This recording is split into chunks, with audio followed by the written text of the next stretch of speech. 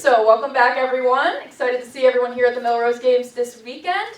Cordell, I'm going to start with you. So this was one of your first races of the year last year. Flash forward a couple months, and you're the world champion in the 110-meter hurdles. How does it feel to come into this year's games with that big-time accolade on your resume? Honestly, this was the race last year for me that really set up the entire season. I think we had one of our best reactions and starts of the entire year, and it was the start that, you know, Nike said, my agency said, my family said, we need to replicate that start if we want to accomplish what we want to at Worlds. So that was the goal the entire year, was get back to how we got on the blocks at Millrose, and we'll be able to do what we did. Yeah, absolutely. So you were second here last year. What do you think it'll take to take the win this year in 2026? I mean, if we add 5 more hurdles, I'd be a lot more confident.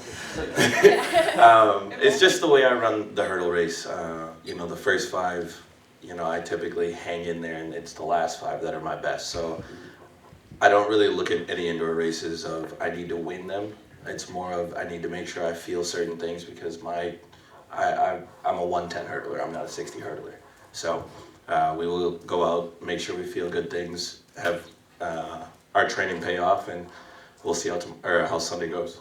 Yeah, well, we're excited to see how it goes on Sunday. All right, Joe, I'm going to move on to you. Welcome back to the Millrose Games. So we're back here in the arena for the shot put competition.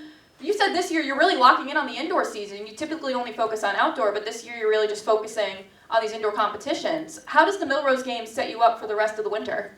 Yeah, I mean, for me, I've done Millrose a bunch of times in the past, and I wouldn't say I took it lightly in any means, but I've never really done indoors. This is my 14th year as a pro, which is weird to say, and I've never gone to Europe and thrown the steel ball inside the net, so I've never done an indoor season. So I'm setting it up to be the first time to do it just because I kind of want to do it. So that means I kind of have to be a little bit more ready than I've had in the past. So coming into this meet, I've always loved coming here, the history behind it. Obviously, this is my sponsors of Nike, USATF, the USATF Foundation, and being an NYAC member, I get to say thank you while I'm here, which is a big thing for me, just to say thank you to start my season. But I'm kind of excited to see where I can go from this meet. Sometimes I come here, I'm more just excited to start the season. Now I kind of there's a little bit bar in my head where I need to be and where I need to be in the next couple of weeks if I want to keep on progressing and actually have an indoor season. Absolutely, and it's a great place to start. It's right on the infield, so everyone's going to be able to watch the competition, so that's pretty exciting. Yeah, for sure. I ever get scared, but yeah, the shots aren't going to hurt the track. I promise you guys that. Yeah, we're the only country in the world that throws the plastic balls, so everybody else throws a steel ball, which I hate, but I promise it won't hurt the track. So we'll just leave a couple chalk marks, but we won't leave any divots. A lasting mark on you guys. Moving on to the ladies. Hi, Devin. Set the 60-meter hurdle world record here a couple years ago. So you recently said on your Instagram you're one of the only female hurdlers in the world to make 5 consecutive global finals at the World Championships. You know anything can happen in the hurdles. So how do you keep that level of consistency up year after year? I think when it comes to me, it's just a mindset thing.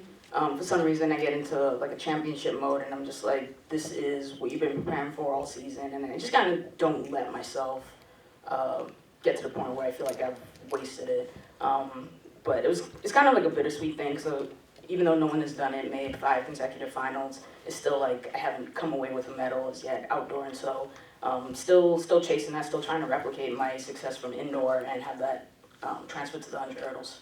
Yeah, absolutely. You've left a lasting mark on the Millrose Games. What does it mean to you to start out your season again here this year? It's great. It's always an amazing atmosphere and always an amazing field that's assembled. And so it's good to get that sort of high-level competition in early. It sets up the rest of the indoor season pretty good just to get that almost championship feel early. Yeah, absolutely. And Dina, you're making a big return to the indoor season this year. You ran your first indoor 60-meter race just last week in 3 years. Yeah. How does it feel to come to New York City and race indoors? Firstly, good morning. Hi, I hope everybody's good and survived the cold. But yeah, I'm really excited. I've been having fun running the 60. I haven't done it for so long, and even when I did it like a few years ago, it was kind of like a dip in, do a few races, then go back to training. So it's been fun to just kind of set this out and have something where I'm going to be progressing meet on meet, hopefully throughout the season and perhaps into the World Indoors. So it's been fun. Yeah, no, it's been fun to watch you, and I believe this is your Millrose Games debut. Yeah, I've been hoping to run it a few times and had some last minute curveballs, injuries and whatnot. So I'm just really excited to be here. I don't think I've ever raced in New York. I've never done Millrose. Everybody clearly says how incredible it is, and I'm very excited to be lining up on Sunday. All right, we're excited to see you line up on Sunday. Thank you all.